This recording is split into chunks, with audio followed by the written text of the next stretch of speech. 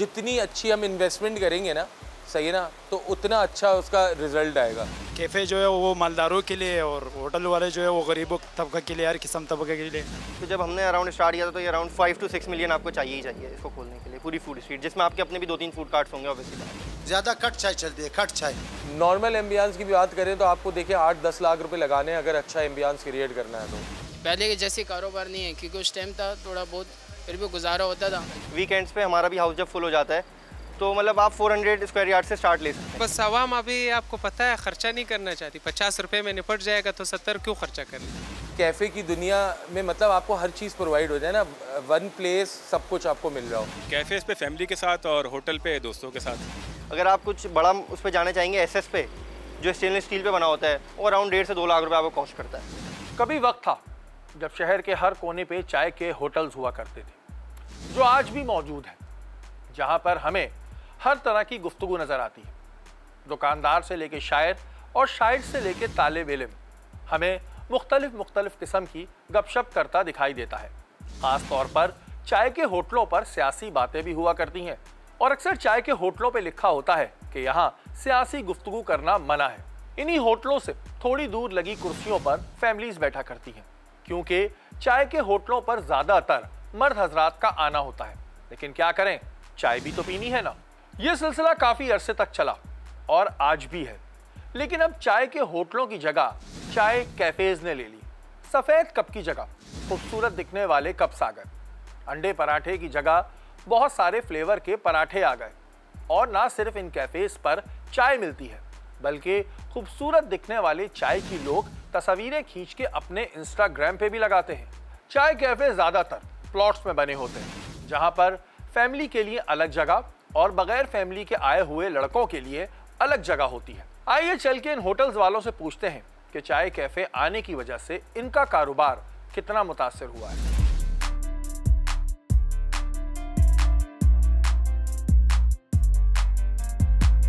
नहीं, हमारे कारोबार में अल्लाह का शुक्र कोई फर्क नहीं पड़ा। जो गरीब लोग हैं, जो कारोबारी लोग हैं, वो यही होटलों पे बैठते हैं। यही उन माशाल्लाह जैसे पहले था वैसे अभी भी है। नहीं, उसका अलग ही सिस्टम है और होटलों का अलग ही सिस्टम है।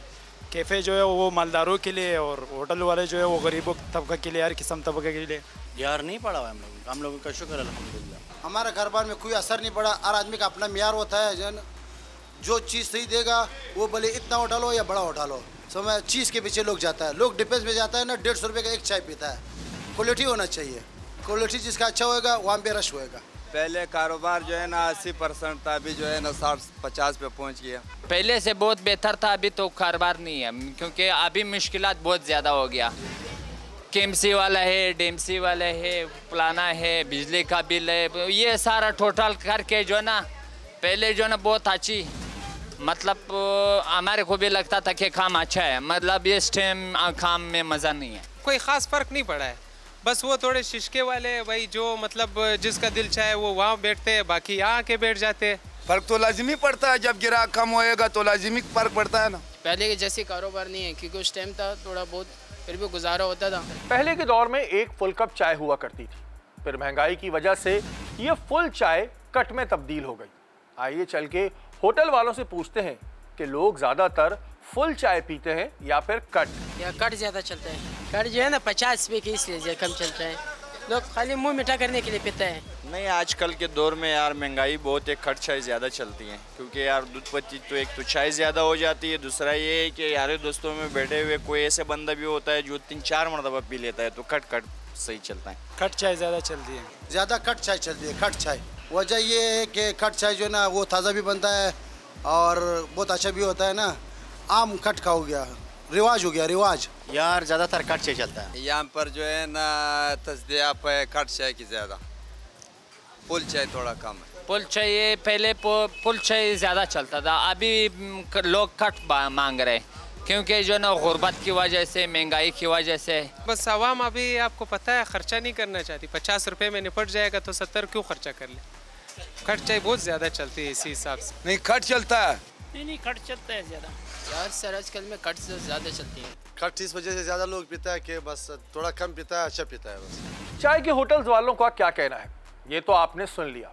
अब चलते हैं चाय कैफेज की जानिब, जिसके बारे में हम आपको अपने प्रोग्राम के शुरू में ही बता चुके हैं चाय कैफ़े का आगाज़ कैसे हुआ और इसे खोलने में किन मुश्किलात का सामना करना पड़ा। आइए आपको दिखाते हैं।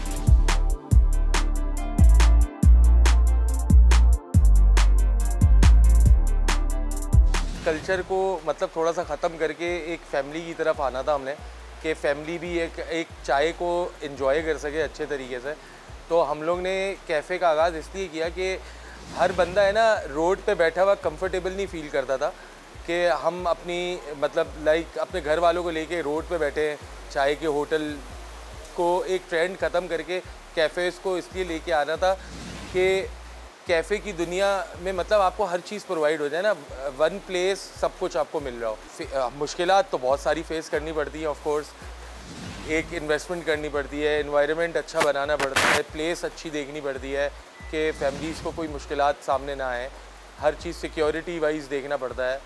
तो मुश्किलात तो हर जगह सर फेस आती हैं, मुश्किल फेस करते हुए ही अच्छे हालात आते हैं और अच्छी चीज़ें डिलीवर करनी पड़ती हैं। अब बात करते हैं चाय कैफ़ेज़ की, कि चाय कैफ़ेज़ में लोग चाय पीने आते हैं या फिर वहाँ मौजूद दीगर चीज़ें खाने आते हैं, और वो कौन सी चीज़ें हैं जो चाय कैफ़े को चाय के होटल से मुनफरिद बनाया करती हैं, और क्या चाय कैफ़े वालों ने चाय के जायके में जिद्दत लाने के लिए कुछ तजुर्बात किए हैं। सर एक चाय लेके तो बंदा मतलब सिर्फ चाय पिएगा तो उसके साथ जाहिर सी बात है उसको क्रेविंग होगी किसी चीज़ की, कि फ़्राइज़ ले ले, बर्गर ले ले, सही ना। फिर मतलब जो ज़्यादा चाय का शौकीन है और चाय पीता है जो, तो वो एक नहीं दो तीन दफ़ा भी चाय मंगवा लेता है एक अच्छी सेटिंग के लिए, और एक अच्छी सेटिंग मिल जाती है। फिर मतलब फ्राइज़ भी चल जाता है, हमने जैसे लिम्का भी अपने पास रखा हुआ है। बहुत सारी ऐसी चीज़ें हैं जो मतलब बंदा चाय के साथ लेके इसको एंजॉय कर रहा होता है। अब बात करते हैं कुछ कारोबार की, कि अगर कोई चाय कैफ़े खोलना चाहता है तो उसे किन चीज़ों की ज़रूरत होगी और इसमें कितनी लागत आएगी। जितनी अच्छी हम इन्वेस्टमेंट करेंगे ना, सही है ना, तो उतना अच्छा उसका रिज़ल्ट आएगा, क्योंकि वही वाली बात है कि first impression is the last impression. हम जितनी मतलब लाइक अभी जैसे हम लोग ने अपने पास आपने देखा होगा कि हमने जो टेबल कुर्सियाँ रखी हैं, सही है, हमने टेबल वो वाला चॉइस किया कि जिसके ऊपर हम लूडो दे सकें, सही है ना। हमने प्रॉपर लूडो उसके ऊपर पेस्ट करवा दिया। अच्छी चीज़ लेने के लिए जाओगे तो ऑफ कोर्स एक टेबल आपको 4,000 रुपये की भी पड़ती है, सही ना, एक टेबल आपको 2,000 रुपये भी पड़ती है। मगर क्वालिटी की बात है कि मतलब जगह देखनी पड़ती है कि आपके पास पब्लिक का फ़्लो कैसा है। सर चाय पराठे के इक्विपमेंट आते हैं, उसमें भी इधर क्वालिटीज़ आती हैं और कैटेगरीज़ आती हैं, सही ना। जैसा हम लेते हैं स्टेनलेस स्टील का एक हम ठिया बनवाते हैं, तो चाय का और पराठे का जो ठिया आता है वो तकरीबन कोई कुछ नहीं भी ये समझ लें कि 2.5 से 3 लाख रुपए का आता है। तो वो उसके ऊपर जितना डालते रहोगे उतना अच्छा होता रहेगा। नॉर्मल एम्बियंस की भी बात करें तो आपको देखिए 8-10 लाख रुपए लगाने हैं अगर अच्छा एम्बियंस क्रिएट करना है तो। सर टोटल अगर हम देखें लाइक रेंट की जगह लेते हैं और सब चीज़ें इस तरह के मामला देखते हैं तो कम से कम आपके पास है ना 3 मिलियन से 4 मिलियन आपको लगना है अगर आपको एक अच्छा बिजनेस करना है, और तो 3 to 4 मिलियन आपको लगाना है। हमने आवाम से भी बात की और उनकी राय जानी कि क्या वो चाय के होटल पे बैठना पसंद करेंगे या फिर चाय कैफेज पे।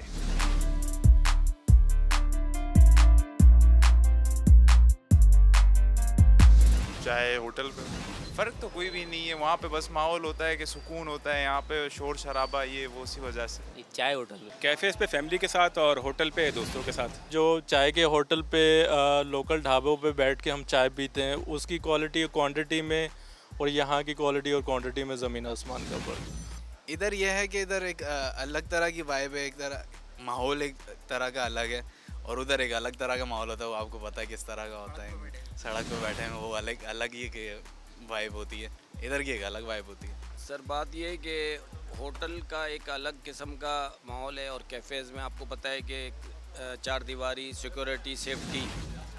तो फैमिलीज़ अब ज़्यादातर जो है वो अब हमारे यहाँ ट्रेंड ये चला है कि पूरी फैमिलीज़ चाय पीने के लिए निकलती हैं। पहले ये नहीं होता था, अमूमन घर के जो मर्द हज़रात हैं वो इधर उधर बैठ के होटलों पे चाय पी लिया करते थे। अब पूरी फैमिलीज़ आती हैं और यहाँ पर वो एंजॉय करती हैं। चाय कैफ़ेज़ में ज़्यादा बैठना प्रेफर करते हैं क्योंकि यहाँ पे एक थोड़ी सी सिक्योरिटी भी है और थोड़ी प्राइवेसी भी हो जाती है, और बाकी अगर सिर्फ विदाउट फैमिली हो लड़के तो होटल ज़्यादा बेस्ट है।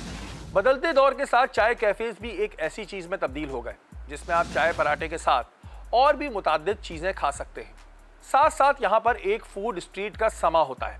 वैसे अमूमन बहुत सारी कराची की फूड स्ट्रीट्स मौजूद हैं, लेकिन जब आप वहाँ पे जाते हैं तो आपको पार्किंग में, दूसरी चीज़ों में अपना वक्त ज़ाया करना पड़ता है।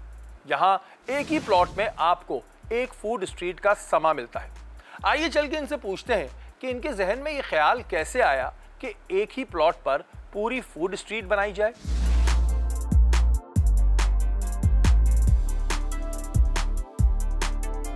बेसिकली मेरे और मेरे दोस्त की एक जर्नी स्टार्ट हुई थी नॉर्थ नाज़ाबाद की एक सर्विस रोड से, जहाँ पे हम एक फूड कार्ट लगाते थे लावा एंड टेंडर्स के नाम से। तो अब हमने उसको स्टार्ट तो ले लिया पिछले साल अगस्त में, लेकिन अब कभी कोई डिपार्टमेंट आगे तंग कर रहा है, कभी कोई डिपार्टमेंट आगे तंग कर रहा है कि हमारा फूड कार्ट कभी किधर जा रहा है, कभी किधर जा रहा है। तो फिर एक दिन हुआ कि हमारा फूड कार्ट टेम्प्रेरी क्लोज़ हो गया कुछ मसलों की वजह से। तो हमने सोचा कि यार अब कहीं ना कहीं हमें इसको फिट करना है अपने फूड कार्ट को। हम मल्टीपल जगह पे गए कि यार हमें अपना फूड कार्ट लगाना है, हमें यहाँ पे प्लेस चाहिए, लेकिन कहीं जगह मिली नहीं। तो हमने सोचा एक ऐसी फूड स्ट्रीट ही खोलते हैं जहाँ पे हम अपने फूड कार्ट्स भी लगाएंगे और बाकी वेंडर्स को भी लेके आएंगे और एक पूरा कराची में एक फूड स्ट्रीट का माहौल देंगे। इनकी कहानी तो आपने सुन ली और इससे हमें यह सबक मिलता है कि अगर इंसान चाहे तो कुछ भी कर सकता है। अब इनसे पूछते हैं कि इनके पास वेंडर कैसे आए और अगर किसी को ऐसी जगह पर वेंडर चाहिए हो तो वो क्या करे। वेंडर्स को लाना एक बहुत मुश्किल टास्क है और जो मैंने भी फेस किया था, क्योंकि सबको एक भरोसा दिलाना है कि हम कुछ खोलने जा रहे हैं, क्योंकि ऑब्वियसली बात है सब अपनी इन्वेस्टमेंट कर रहे हैं, अपने एक फूड कार्ट्स लगा रहे हैं, एक डिपॉजिट दे रहे हैं, तो उनको बताना है कि यार हम यहाँ पे कुछ बना रहे हैं। क्योंकि हमने जब ये जगह दिखाई थी तो यहाँ पे कुछ नहीं था, एक बिल्कुल प्लॉट था। तो अब उनको लेके ऐसे ही आना पड़ा कि हमने मल्टीपल लोगों को रीच करा। कराची की मैंने फूड स्ट्रीट शॉर्टलिस्ट कर ली, जैसे बहादुराबाद, हुसैनाबाद, बंस रोड, नॉर्थ नाज़ाबाद। मैंने बोला यार यहाँ से मैं 2-2, 3-3 वेंडर्स हर आइटम के एक पिक करूँगा। मैंने हर आइटम के 10-10 वेंडर्स को रीच करा। अब ऑब्वियसली बात है बहुत से लोगों को रीच किया, लेकिन उसमें बहुत लोग लीस्ट इंटरेस्टेड होते हैं, बहुत कम लोग आते हैं, फिर उसमें से 1-2 गिनती के हमारे पास आए। फूड स्ट्रीट पे लगने वाला एक फूड कार्ट यानी कि एक स्टॉल कैसे बनता है, इसमें कितनी लागत आती है और आप इससे कितना मुनाफा कमा सकते हैं। बेसिकली अगर आप बने बनाए लेने जाएंगे तो आपको लालू खेत हो गया, लासिफ हो गया, यहाँ पे आपको अवेलेबल होते हैं। मतलब आपने सिर्फ उस पर डिज़ाइनिंग करनी है, विनाइल लगाना है, अपना बोर्ड लगाना है। लेकिन मेरा मशवरा ये है कि आप ऑटोमेटिकली जाएँ लालू खेत या बिज़नेस ऑन व्हील्स हैं जौहर में, बहुत से फैब्रिकेटर्स वाले बैठे हैं, वो बना के देते हैं आपके कस्टमाइज। आपको कैसा शेल्फ चाहिए, कैसा वो चाहिए। ऑब्वियसली बात है वो थोड़े से कॉस्टली पड़ते हैं, लेकिन मैं प्रेफर करता हूँ कि बंदा वही बनवाए। उसकी अराउंड अगर वो एग्जांपल बनाया 50 से 60 हज़ार रुपये का आपको मिल जाता है, तो वो 20 to 25,000 रुपीज़ उस पर आपके ज़्यादा खर्च हो जाते हैं, जो आप अपने हिसाब से कस्टमाइज़ बनवाते हैं। उसमें आपको अपने हिसाब के शेल्फ मिल जाएंगे, अपने हिसाब की लाइटिंग मिल जाएगी। ऐसे छोटे फूड कार्ट्स की बात कर रहा हूँ, जैसे ये बर्फ़ पानी का बना हुआ है या बना हुआ है। अगर आप कुछ बड़ा उस पर जाना चाहेंगे SS पे, जो स्टेनलेस स्टील पे बना होता है, वो अराउंड 1.5 से 2 लाख रुपये आपको कॉस्ट करता है। खाने पीने के कारोबार में सोशल मीडिया का इस्तेमाल कितना ज़रूरी है और क्या सोशल मीडिया पर अपने कैफ़े की तशहीर करके आप अपने कारोबार को बढ़ा सकते हैं।